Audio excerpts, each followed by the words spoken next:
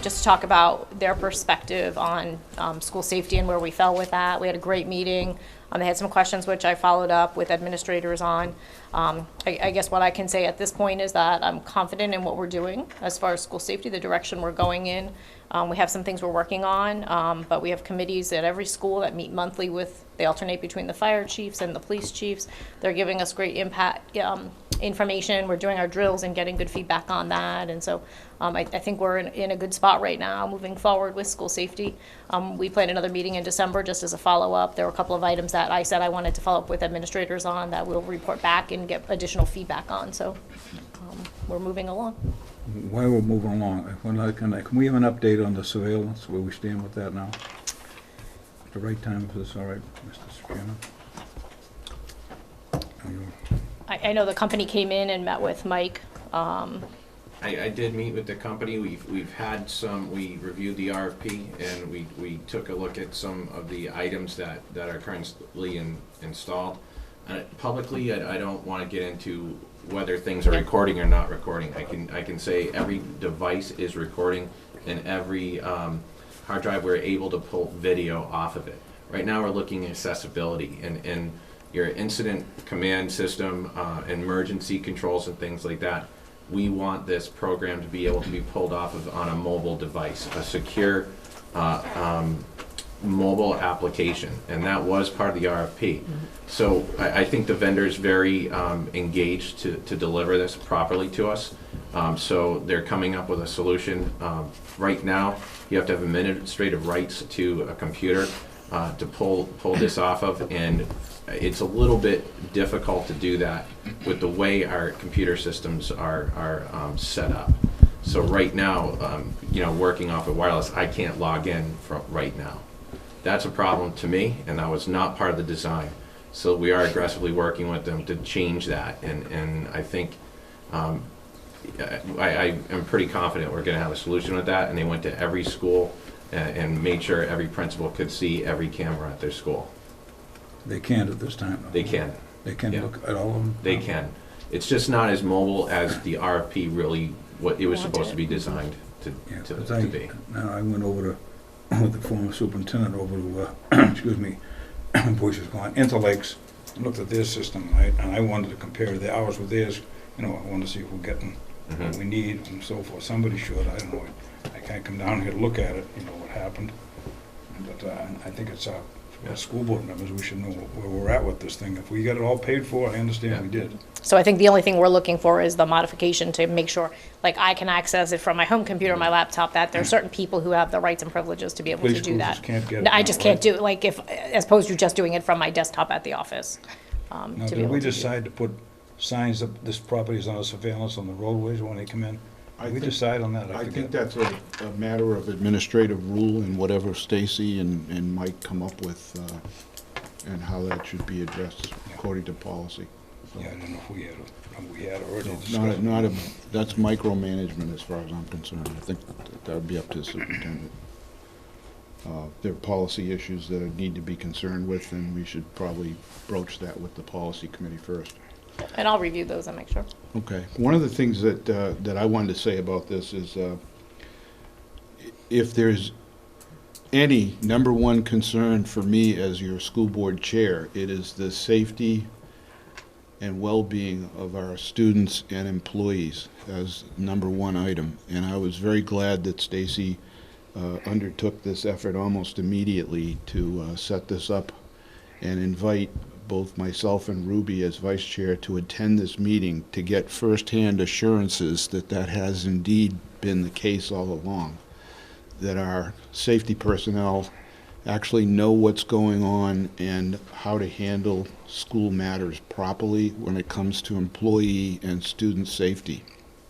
So I would offer that reassurance to you as other board members, fellow board members, that this is under control, and I'm pleased with what I saw and was glad to and thankful for being invited to that meeting. So I look forward to the December update as well.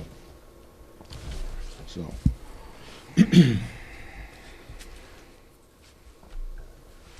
Okay, could we get an update on the town of Hill and the schedule? Yep, I spoke with Maureen Ward, the superintendent in Franklin and Hill. She said the Hill board has met with their attorney and are ready to meet with the board, with the subcommittee. The question I have is, I have two questions. One is, can we get a name for the subcommittee? So that we can have a name for it, whether it's the Newfound Hill Subcommittee, whatever, designate a name to it. And also, does the subcommittee want to meet, I've had various emails whether you want to meet as a subcommittee, so Hill suggested meeting as a subcommittee with they've appointed one person to sit on their subcommittee, or with the whole board at one of their regular scheduled meetings. So I'm just looking for whether what we want to call the committee, and then whether you want to meet with the whole board, with the 3-member board at a board meeting or in a subcommittee. Okay, my personal preference on that is that we do this completely above board in public and conduct the public's business in public. And therefore, it would, I think, be wisest for our subcommittee, which should be simply named the Town of Hill Subcommittee, as far as I'm concerned. And that is comprised, you may recall, of myself as board chair and each of the 2 vice chairs of the SAU board, which is Don Franklin, and Ruby Hill, our school board vice chair. Formally making that subcommittee makes it subject to RSA 91A and all the rules of meetings and what have you. So when we go to the Hill meeting, if it's a school board meeting, which I would personally prefer so that it be on their record as well, it will certainly be on ours and available to the public. I would like to be sure that they record it with formal minutes according to RSA 91A as part of their board meeting, and whatever open discussion or matter of fact that they want to conduct in the manner and they want to conduct it, then it be a matter of public record. And then the intent of the subcommittee, if the rest of the board, this board, cannot attend the Hill School Board meeting to hear with their own ears, if they would like to, the rest of this board will be informed formally by its subcommittee what the results of the initial meeting with the Hill School Board was regarding their request to explore joining our district. And we would just take it from there. So my expectation would be to be invited to a school board meeting as an agenda item for Hill, which is, if it were the reverse, that's how I would suggest doing it. So is that pretty clear? Yep. Okay. Does anyone else have other suggestions as to how to handle it? Okay. Do you know when they meet? They meet on a Wednesday, and I think it's the second Wednesday, Maureen said, but I'll double check and Yeah. I'll get you the dates. And Yes. it is Okay, the second so- Wednesday. Second Wednesday, and they meet where, at the elementary school? I believe so. Right at the school itself, just down the street, Route 3. So if you can make it, we'll all be informed. It will be a posted meeting of our subcommittee, the Town of Hill Subcommittee for NASD, which will make us compliant with RSA 91A. Any further discussion on that? Questions, concerns, issues? Okay, hearing none, we'll move on to 9H, which is field trip approval. Any comments?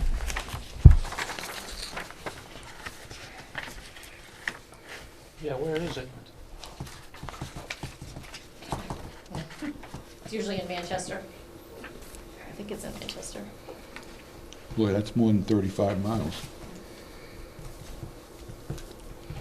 Not the way to go. I know it's funny, it doesn't say. Do you know where the student council? Like Concord. This was proposed before I joined, and I wasn't planning on attending, but It's not far. it looks like Concord. It's not at PSU then? No. I know previously they've It's- gone to Winnisquam, held it one year. Does it rotate? It's an overnight conference. Oh, it's an overnight. It's a 2-day conference. You can drive 35 miles round trip in the district. Yeah, I don't know. Is it the one up north in I Waterville don't Valley? I don't even want to Yeah. guess. Yes, yes, it's in Waterville It's the one Valley. up Waterville north? Valley? Yes. Because I know they Waterville go, Valley. every year they go there Yeah. overnight. That's true, that then sounds familiar.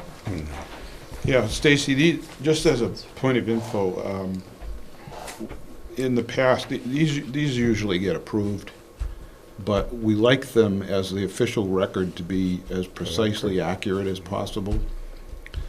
And so the onus is really put on the individuals that are responsible to complete them, to have it done properly so that we don't have any open questions. In the event that a question were asked of any member of the board, we should be able to go back to our hard copy records and be able to answer that at the very least. So the fundamental question of where the conference is being held is important, because if that were a typo and it should be approximately 350 miles and someone said, we think it's Manchester, but we're in New York City, and the question was, why did you allow your school students to go to New York City during the whatever convention or coincidental judgmental issue? That's the reason why this should be done properly. Sure. What, if I recall correctly, we also talked about bringing this back to the policy committee for maybe revision of the form, because really it doesn't really, isn't it clear that there's anywhere on there that it says where is the location? And it Yeah, says this- destination, but She wrote what it Is was, this the fall overnight? It conference. doesn't say overnight, it's Yeah. 8th and 9th. It says the 8th and 9th, so Overnight, are they gonna go back? they and usually forth? go, they usually stay overnight. Yeah. Yeah, that makes a they big did difference. last year. But that's not destination, what she wrote in there. Right. right. Yeah, So we know that's it's the at, point. we now know it's at What it Waterville is. Valley. Yeah, we're all set. That's exactly the point. So we want these to be done properly. Okay. So, let's see. The next board meeting is on the 23rd of October, is it? 28th, which is pretty 28th. close, but enough time to approve a revised and more complete form. It doesn't really give them a whole lot of time to plan. Could we say we would approve this if it is to Waterville Valley? Right, well, or just I will completed. confirm that it's Waterville Valley. Just completed is what I would like to see. So we have a choice. You can Would you make like a me to write motion. Waterville Valley on there? And it will be completed? Well, the choice will be when we take action on this to make Okay. the motion explicit as a condition, Sure. or to defer it to the 28th meeting for perfunctory passage if in fact it's completed properly and completely. So when we take action on it, that'll be the option. Okay. I'll look for your help on that, Sue, okay? I'll be there.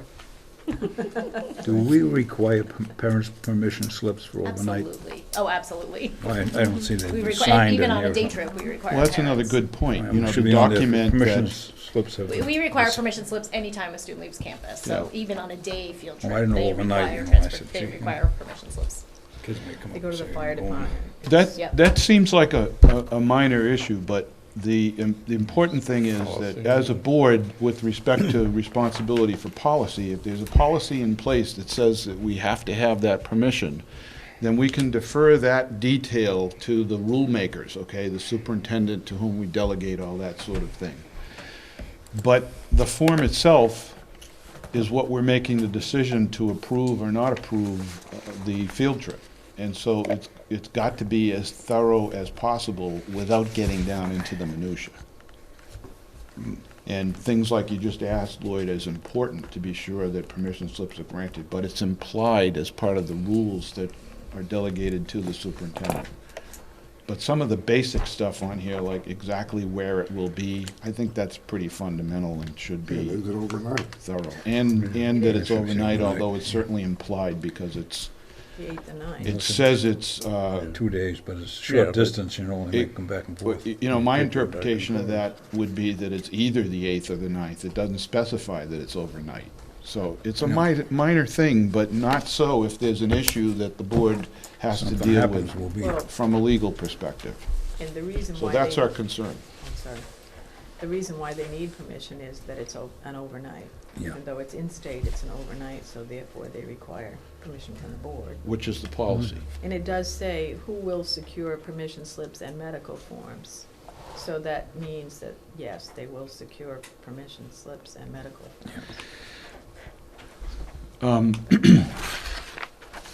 The implication there being the advisors, and that implies that whomever the advisors are that would go or that are affiliated with the trip, right? We don't have to get to the minutia on that, right, Stacy? Correct. Okay.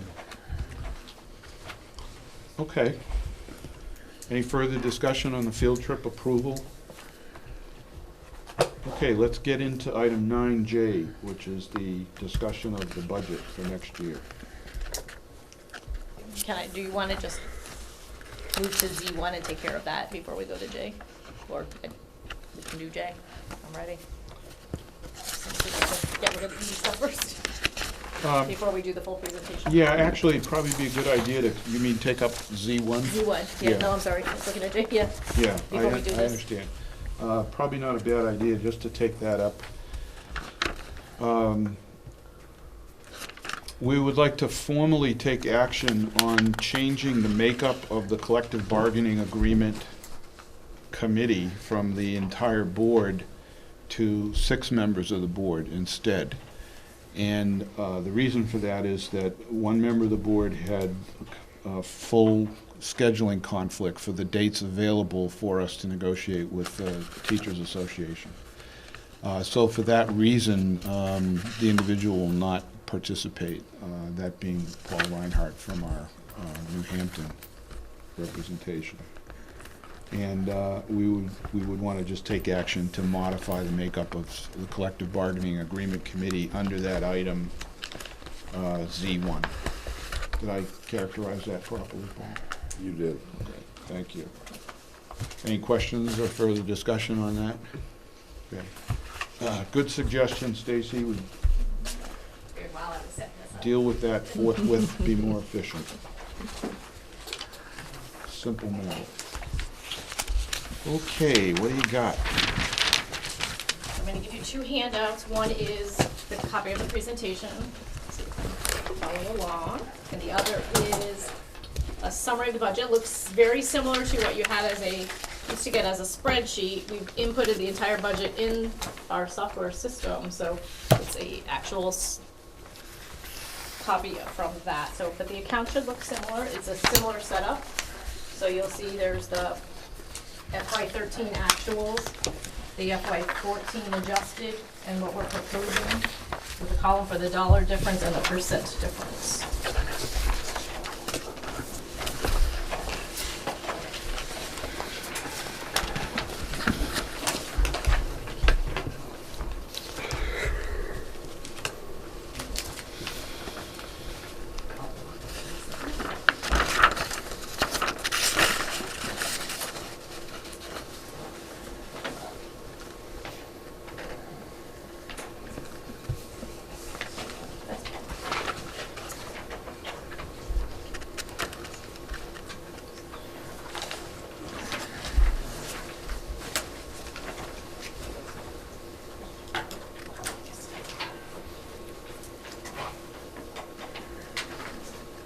So the first thing I will point out, because it's always the big question.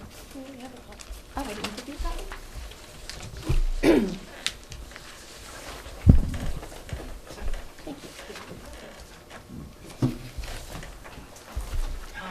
So I have on here, we looked at the actual budget for 2012-13, which was $20,232,000. What were the actual expenditures? Were $19,751.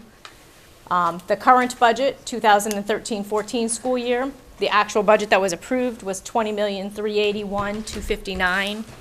The proposed budget that we're proposing for the 14-15 school year is $20,309,012, which is a decrease of $72,247. Now I'm going to go into kind of general categories of where increases and decreases are, to give you an idea. But before I do that, I wanted to give you some thoughts on how we kind of develop this. I will tell you, I have Mike and Ann on that front page while I'm going to talk mostly today. I'd ask them to jump in whenever possible or whenever they felt appropriate. But This has been a challenge for us, having 3 new administrators in the SAU office who have no history, and inputting the data into the system because we wanted to do it right from the start. So we have literally spent the last 2 weeks doing nothing but budget. Mike has been here till, I heard one night 11:30, trying to make sure our accounts were in there, make sure things were aligned. I will tell you, the SAU office, the administrative team has been wonderful answering all of our questions, really getting things done for us, helping us out. And this number is final as of about 3:30 this afternoon. We were still amending, making changes, adjusting. And so we really, I will say this is a fluid document at some level because we want to make sure that what is in there is correct. There is one area that we're still questioning a little bit, and I'll talk about that in a minute. So there may be some more minor adjustments. We did a truly zero-based budget this year, and by that, because we had no history of the district and the budget, we asked every principal to justify every single line item that they put into the budget. They actually inputted it into the system, which was a first for them. Typically, they've always just given us the numbers. They actually inputted the data into the system with all of the, what we call them, budget notes. This is the detail budget. So if you have the combined budget, this is actually the detail budget. This many pages of all of their backup data. So it has line by line what they're looking to spend that dollar on so that we can then assess and really look at what it is they're looking to buy. Is it something appropriate? Is it aligned with our curriculum? Is it aligned with where we're going? So it was truly a zero-based budget. We do full implementation of the Infinite Vision software that we have purchased, and so Mike has significant experience and knowledge with the software, so he's been a real asset to us in getting that done. One of the things we looked at in staffing was looking at the reduction of para support in exchange for teacher support. Looking to beef up our programming, particularly this was in relation to mostly with special education, trying to get more certified teachers into our schools, shifting the focus from para support to teacher support. Teachers can support our teachers, they can support our students, and they can provide direct instruction. So we get a better bang for our buck for that. So I'm going to talk about what that shift looks like. We did level fund the majority of the items. Some of it was from our just lack of knowledge and experience. We looked historically what had been spent, and so we historically looked at that and budgeted many of like the SAU lines, just because the 3 of us have no history. So we looked to see what were increases or decreases, and looked at historical spending for those. As we've talked about with 3 new SAU administrators, we're really looking to focus and develop a budget that aligns with where we think as a district we need to go, what we need to become, where our goals are. And so the budget, as we, this year is the first year where Mike has been on the job for 3 weeks now. And so as we get to develop where our goals are, what we're looking to do, and our focus for the future, the budget should align with that. So the things that are in the budget should mark in line with where we are heading as a district and where we want to go, what's important to us. So what were some of the significant reductions you'll see in that budget? So regular ed programming, there was a reduction of $171,000. We reduced 4 paraeducators for Title I, and you'll see on the next slide an increase. We're adding a teacher for Title I. So that instead of having 4 paraeducators providing supports to students under the direction of somebody, we're asking a teacher to actually provide those supports and direction. Reduction of 1 teacher at New Hampton Community School. This is actually a teacher who's under our Title IIA grant for a class size reduction. It's her 2nd year in that role. At this point in time, it's a 2nd grade position going into 3rd grade, so it will be a class of 24 or 25 going into that class, combining those 2, but you can only have a class size reduction grant for 2 years. So that position will be eliminated and changed into one 3rd grade class. We also are reducing 1 teacher at the high school. It's a science position that is actually part-time science, part-time senior projects coordinator, because we need somebody to coordinate senior projects. What we've done is reduce the high school redesign coordinator. We're done redesigning the high school, my opinion. We've redone redesign. We need to focus on improvement and sustaining. And so what we're cutting is the high school redesign coordinator and the high school part-time position, and then we'll have that part-time senior projects coordinator attached to the other position that's currently part-time. Special ed programs is a reduction of $186,768. In general, we're reducing 14.2 paras. There'll be 4 paras at the middle school, 6.2 paras at the high school, and 4 paras at New Hampton Community School. Athletics is a decrease of about, Sorry, Yeah. can I just say something? Yeah, absolutely. And some of that, those changes could be happening now. Yeah. If a para has already left or is leaving the district, we wouldn't refill that position this year. So the changes we're going to try to start making now. yeah. For example, we had a student move out of district, and the para actually applied for a position and got it in another district, so we are just not going to fill that position. It will stay empty, so that will be one of, we'll try to go by attrition first. What is the point 2? Point 2 is, it's a 2.5-hour day position. Is this just the reduction piece? Yes, the next page will be the increases. Okay. Yep. Athletics, it's a reduction of $33,000. That's based on historical spending and the current request from the athletic department. Psychological services, a reduction of $24,000, and that is because of our transfer and our move to more in-house staffing. We were able to hire an in-house school psychologist for the middle and high school. So you'll see a decrease in the psychological services, but an increase in the actual staffing services on that.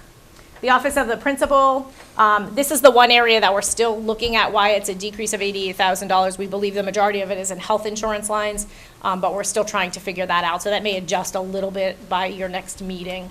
We're still trying to figure out the actual, it's not a person, we know that, we have everybody. It's the administrative compensation package for administrators. So we brought in we worked through the deductions to get as close to accurate as you can get for retirement costs and so on. But the administrator's package is a little bit different. So it was previously budgeted all in the health insurance line, but we know that manifests through tax sheltered annuities and other choices within that pool. So that, I don't believe that's fully captured, so I don't believe we're realizing a complete $88,000 gain here. So within the next few days, we'll be changing that if necessary. So we're gonna actually go through person by person, just look at each comp package. And special ed transportation is a reduction of $41,000, and that's based on kind of estimated actuals that we've been spending. We actually did have a conversation earlier about, we don't actually have a special ed transportation contract. It's not part of our first student contract, and so we talked about potentially going out to bid for that, working on a bid proposal to go out to bid for next year to actually get a contract for that, which hopefully will, if we go out to bid, there are several special ed providers that we could potentially get some competitive rates from and improve that number. So we're gonna look to do that. Do you guys have anything to add to? So then increases, so this is where I'm probably gonna spend a little bit more time. We have added a school resource officer for the high school into the budget. I have met with the Chief Lewis about this and talked to him extensively. The majority of school districts in this state do have resource officers at their high school. I think it is something that will help us. I think many ways it will help us. One is in our response rate, but also in assisting students in better acknowledging behavioral issues, things like that. We'll have somebody here on staff.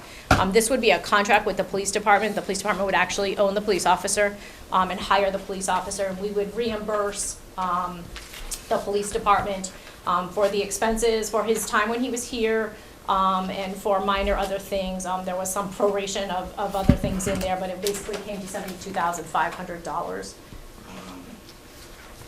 The high school right now has on its capital improvements project plan a replacement of the oil tank. So that's an increase of $110,000 in the budget line under facilities. So that is something that is slated to be done next year at that cost.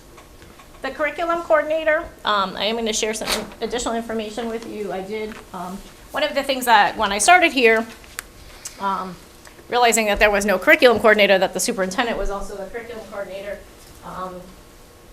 And so I've taken that responsibility on and I'm doing the best I can. I will tell you that curriculum instruction and assessment is one of the most important things that a district can have. Because it is the person who does curriculum instruction and assessment and creates a district-wide approach one of the things I have found is that we do, we have 6 schools, and we have almost 6 separate districts in the sense of trying to get the schools to communicate between each other and among each other is difficult because you have no one person coordinating that. We have no one person coordinating a curriculum cycle. So, for example, when we look at textbooks, the high school has textbooks they're looking to purchase in a variety of different curriculum areas. If you had a good curriculum cycle, you would have, one year you were looking at math books, the next year, so you would, one year look, for example, typically it's a 5-year cycle. So in year 1, you're looking at your curriculum and where are you at and what do we need to do for training. In year 2, you'd look at your materials and instruction and budget for updates to that. Year 3, you would actually purchase the updates and implement. In year 4, you review that implementation. In year 5, you say, where did we go from here and where do we go next? And so it's a continuous curriculum cycle. So you're not always purchasing all materials in the same year that you're focusing this year on math, and then next year you'd see a science increase, but you wouldn't be purchasing for math. So what I have found in this role is that the superintendent has not a lot of time on her hands to be able to do this. And so we started off really well. We've done some great curriculum work, K to 12, and the work that we finished up from the half day is still sitting on my desk because I just can't get to it. And so I think it's a vital position for us to have if we are going to move our district forward in curriculum instruction and assessment. So what I have for you is just a proposal. So you can get an idea of what this role would do. So when you take this along with my job description and think that one person can do all of this, it's a lot. And so I gave you a job description so you can get an idea of the role of this person, as well as I took the 6 cohort districts that you we compare ourselves to, and provided you with a summary of what their administrative structure is at the SAU office. So you can see that this is not unusual that you would see a curriculum coordinator. In fact, many of them have assistant superintendents who would do that. I'm not asking for an assistant superintendent. I don't think we need that level. But I think we need a good, solid person who is really strong in curriculum instruction and assessment to help bring it all together and continue us moving forward. I actually can give you this. So that is budgeted in this request. So when we talked about the decrease in para support, what we're getting from that is an increase. So we're looking to hire 2 special ed teachers, one at New Hampton Community School and one at the high school. So those were replaced. So I averaged about 4 para educators to equal the cost of a special ed teacher, give or take some, depending on salary, depending on health insurance. So we budgeted 4 for every trade-in. And at Bristol Elementary School, we're looking at, and you're going to ask me about the middle school teacher, and should be up there too. There is a middle school teacher, because they were trading in 4 paras. Anne's looking at me. I'm trying to remember. I didn't think so. I don't remember that. No, We'll have to I look think into the that. middle school was just reducing. They were just reducing. Just They- reducing. yeah. You're right. So at Bristol Elementary School, we're going to trade in, there's 4 Title I paras, we're going to trade in for a Title I teacher. Those are all grant-funded positions, and so that would continue to be grant-funded. OT, PT, and speech, you'll see those lines increase because we've hired more in-district staff, which was the recommendation of the OPUDA study, was to continue to look at in-district staff. And so what you'll see is then a decrease in the consultation line for those positions. I will add that the OPUDA study also does recommend the use of teachers as opposed to para-educators, so that aligns with that goal as well of continuing to increase our professional staff. The technology plan has an increase of $53,000 overall, and some of that is equipment. One of the things we have done is, so we have the technology plan that outlines all of our technology and what our goal is, how many laptops or computers we're going to buy. We also received about $30,000 in requests from individual schools. And again, this is where somebody overseeing everything helps, is that we had about $30,000 from individual schools for individual technology. We cut all of those with the intent that this is what the technology plan is for, that those requests should come to the technology committee to make decisions about where that whatever's budgeted, $160,000 for technology equipment, where those funds should be spent and how they should be spent. That it shouldn't be individual teachers or principals, that we need to look at this again as a district. So if something is good in New Hampton, it should be good in all 4 elementary schools. That it should not be individually decided, that if a nurse decides they want an iPad, well, what is that purpose? And if it's a good purpose, then it should be for all the nurses, not just one. We need to move technology forward as a district, not as an individual school. And so this will help us realign that and do that as well, but also stay within the budget of the technology plan. Let's see, transportation, we increased by 3%. That's based on the contract we have, which increases 3% every year. So it was about $20,000 increase. Field trip transportation, you'll see an increase of about $20,000 over this year, but it's not much over what was spent the year before. The reason for that is, actually had some conversations, it's actually New Hampton and Danbury. Apparently at some point when we did the budget 2 years ago for this year, or last year for this year, there was some notion that Danbury might close, and so the transportation for field trip line was zeroed out. And it was never added back in when Danbury stayed open. And so that line is actually zero. New Hampton was an error. It's budgeted at I think it's $1,150. It should have been $11,150. And so that's why there's a significant increase in that line, and that stands out pretty clear. Is just because there were 2 errors in actually this year's budget. So both of those schools have really limited field trip transportation money available this year because of that. Summer programs, you're going to see enrichment summer programs throughout those lines. Some are going to go up, some are going to go down. We've kind of revamped the summer program a little bit, consolidated it, kind of set a criteria for students who can enroll in that. And we did, and so we moved that all to the proper line. So some of it is out of those lines into salary lines where they should be. And so that's kind of spread out. So you'll see those lines up and down. It's fairly balanced out, except that it's just spread out more throughout the budget. Mike? Just to add, so there was a line for enrichment, which are things like gifted and talented programs and things like that. And the summer school program had, for some reason, migrated to that line, which when we report to the state is a special programs type line. So we moved those to 1430, so you're going to see those lines increase in salaries and supplies. So that's going to take up the whole summer program. That's the function codes, the second element in numbers.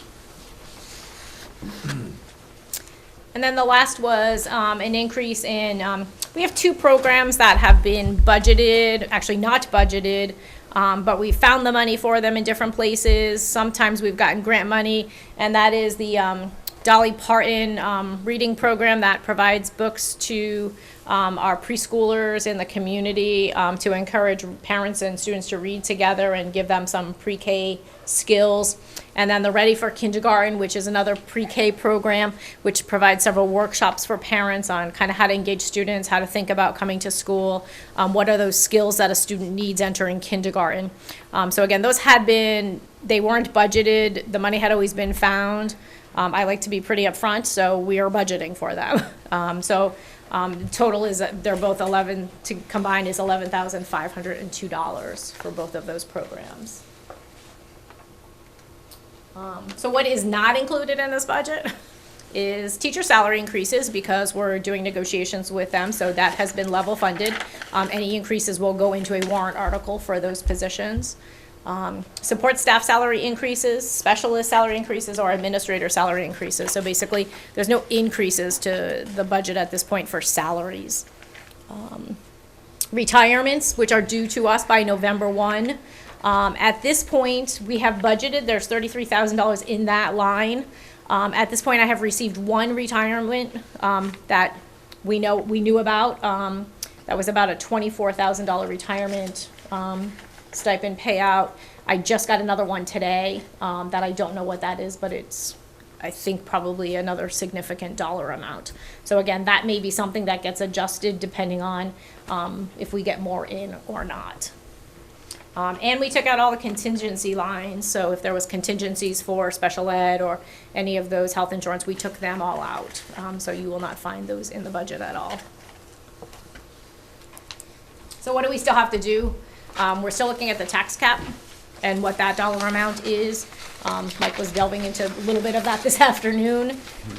We still need to do revenues, food service, grants, the default budget, and then things we're looking at still are the retirement notifications, what might still come in, and salary increases still need to be put in there. So I'm hoping for our next board meeting that we'll have that flushed out a little bit more so that you know, we might have a little bit more information from negotiations. We might have, we'll have the tax cap information by the next meeting so that we know exactly where we fall and where we're going to go.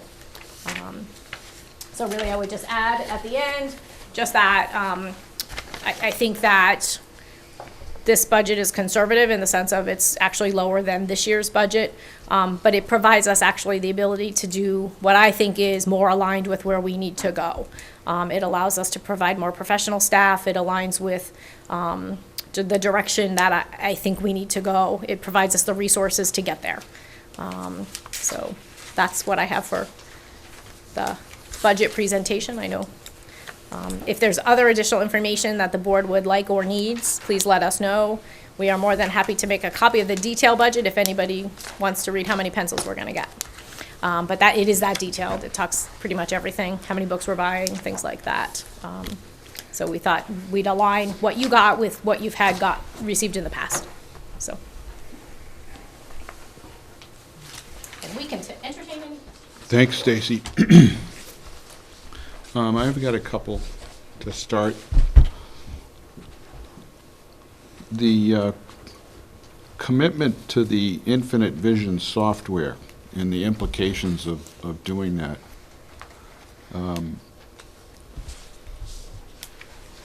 I want to be sure that I believe that we should be getting the value out of the asset, the software itself.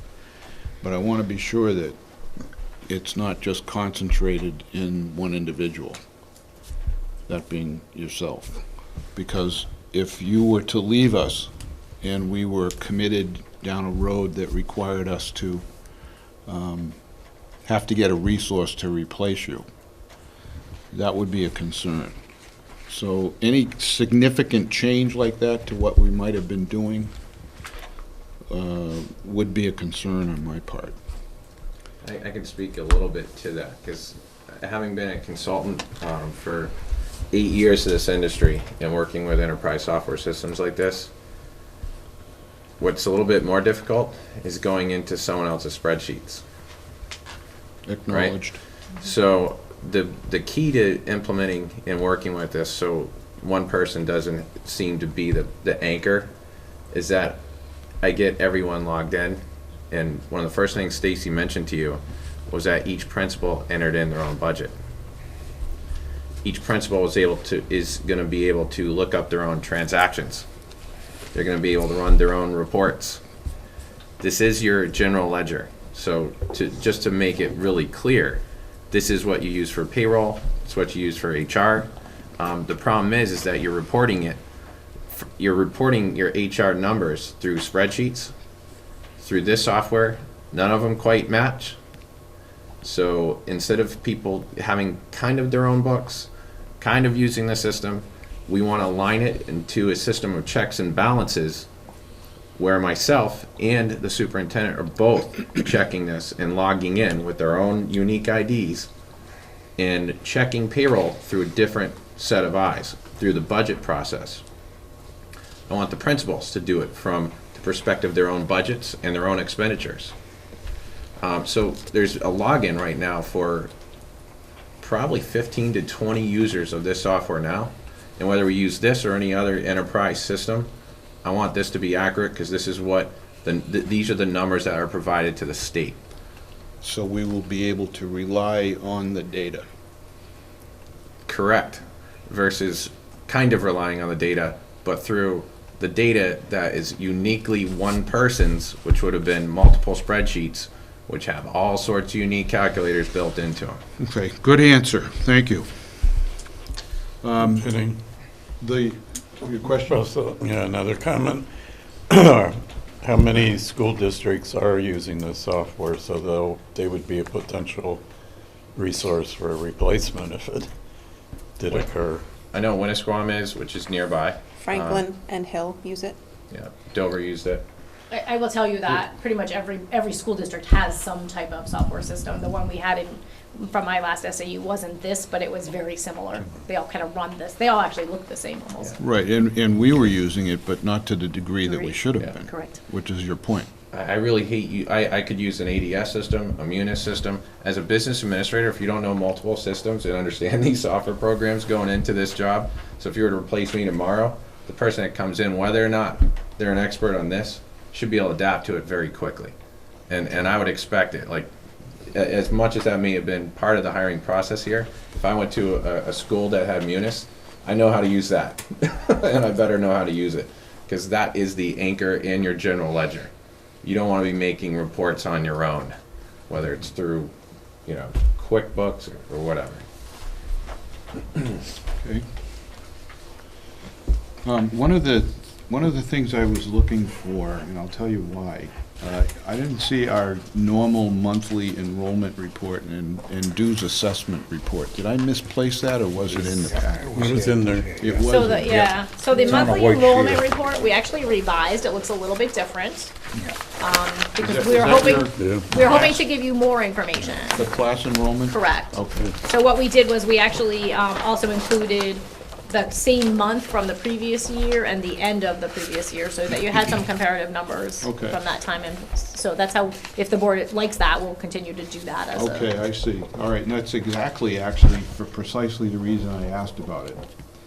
This proposed budget is about 72,000 in this state, its current status, less than last year's. But our student count is down by 51 students from last year, right? Which, by the way, does coincide with your number and 1207, so that's a good thing. Usually they're off, and that's always concerned me. I try. We're trying to be consistent on what numbers we use. That's a good thing. As of Mike, 61. 8/29/13, it was 12/19. well, Oh, that's, okay. my point in bringing this up is that the official That was number in starting. October apparently is Right. 1207, right, Yeah. Stacy? Correct. Yeah, Okay, so the official October number yeah. is what we would use on the data task force summary 61. for 61. for comparison. So you're right, I'm sorry, it's 61 students. I actually had that note here. My point is that if you shrink the number of students by 5% overall, I know it's not a direct comparison. You can't shrink the budget directly by 5%. And we didn't. But it's something to look closely at. And I just wonder about it a little bit. So I know you made some changes, and we'll go through it in some detail, I'm sure. And I can add, I mean, having been only in school for 1 month with 3 new administrators, it's, I mean, I certainly focus at the elementary school where there are areas that we could reduce. Our class sizes are fairly normal at the elementary school level. They're in the, 18 to 20 kind of range for the most part. The middle and high school are a little more complicated because you get into scheduling, you get into that, and a month into it, it's too much. I just didn't have time to be able to really look at scheduling and look at that impact. We did cut the high school science teacher, but that's something that ongoing we'll continue to look at how we can, Sure. throughout the year as we look at scheduling and what that looks like. We'll certainly, I would expect next year you'll have a better focus on the middle school and high school. It's more complicated than just dividing up the numbers and setting up how many elementary teachers you need. Okay, got it. And the other thing is the following slide, subsequent to the decrease increase, is the stuff that isn't included. So when you look at that, I guess it's an apples to apples comparison, right? But I think last year we budgeted for various increases with the exception of the teacher agreement, which was a separate Yep. article. Right, So by comparison, if we're gonna consider that, that would make the budget higher probably this year. right. And that's why we put it, these are things that are not in there yet. Yeah. And, Contingencies are not in there. Yeah. right, I was just gonna say, that the Yeah. other thing that we usually do, which hopefully will change this year, is probably budget a little on the high side on contingency lines. And I suggest that the reason that may change is because we now have Article 4 in place. I refer to it as Right. Article 4, which is We RSA actually, yeah, 198. we eliminated all the contingencies Okay. based on feedback. Okay, which